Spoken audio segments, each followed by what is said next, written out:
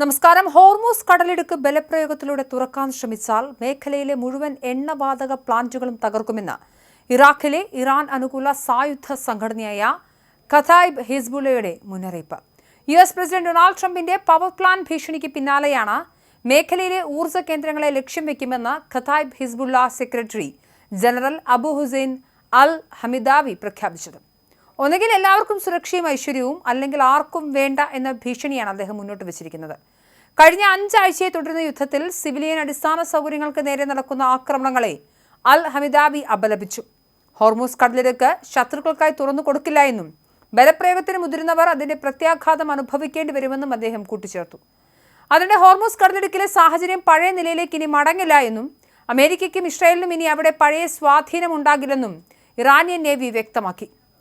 Persian ഗൾഫിൽ പ്രാദേശിക ശക്തികളുടെ നേതൃത്വത്തിൽ പുതിയ സുരക്ഷാ ക്രമീകരണം നിലവിൽ വന്നതായും നേവി കമാൻഡ് അറിയിച്ചു.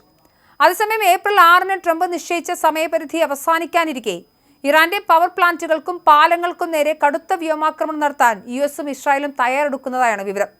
എന്നാൽ ഒമാൻ, പാകിസ്ഥാൻ തുടങ്ങിയ രാജ്യങ്ങളുടെ മധ്യസ്ഥതയിൽ 45 ദിവസത്തെ താൽക്കാലിക വെടിനിർത്തലിനായുള്ള ചർച്ചകളും സജീവമായി നടക്കുന്നുണ്ട്. ഒരു വശത്ത് ചർച്ചകൾ നടക്കുമ്പോഴും മറുവശത്ത് സായുധ ഗ്രൂപ്പുകൾ കൂടി ഭീഷണിയുമായി രംഗത്തെത്തിയത് മേഖലയെ കൂടുതൽ സ്ഫോടനാത്മകമാക്കുന്നു. ഇറാന്റെയും ഇറാഖിലെ സായുധ സംഘങ്ങളുടെയും സംയുക്ത നീക്കം അമേരിക്കയ്ക്ക് വലിയ തലവേദനയാണ് സൃഷ്ടിക്കുന്നത്. എണ്ണക്കടത്ത് തടസ്സപ്പെട്ടതോടെ ആഗോള വിപണിയിൽ ഇന്ധനവില കുതിച്ചുയരുകയാണ്.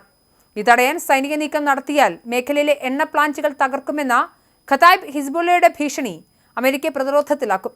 വരും മണിക്കൂറുകളിൽ ട്രംപ് എന്ത് തീരുമാനമെടുക്കും എന്നതിനെ ആശ്രയിച്ചായിരിക്കും ലോകത്തിന്റെ സാമ്പത്തിക ഭാവിയും സുരക്ഷയും.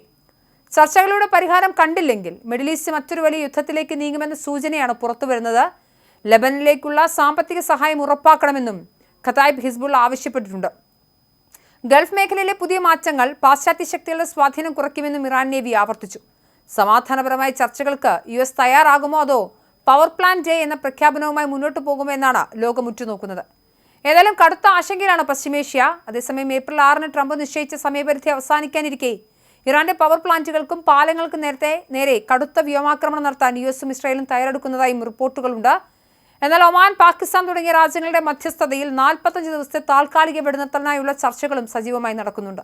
ഒരു വശത്ത് ചർച്ചകൾ നടക്കുമ്പോഴും മറുവശത്ത് സായുധ ഗ്രൂപ്പുകൾ കൂടി ഭീഷണിയുമായി രംഗത്തെത്തിയതോടുകൂടി മേഖലയെ കൂടുതൽ പ്രതിസന്ധിയിലാക്കുന്നുണ്ട്.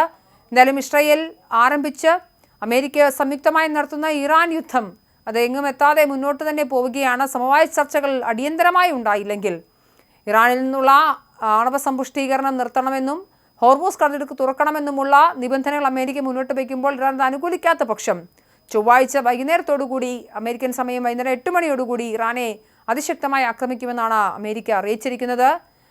എത്രയും പെട്ടെന്ന് സമവായ ചർച്ചകളിലേക്ക് കാര്യങ്ങൾ എത്തിയില്ലെങ്കിൽ ലോകത്തിൽ ഒരുപാട് പ്രതിസന്ധികളിലേക്കാണ് കടന്നു പോകുന്നത്. രാഷ്ട്രീയമായും സാമ്പത്തികമായും ലോകത്തിലെ വിവിധ രാഷ്ട്രങ്ങൾ കടുത്ത ആശങ്ക രേഖപ്പെടുത്തുന്ന സമയമാണത്.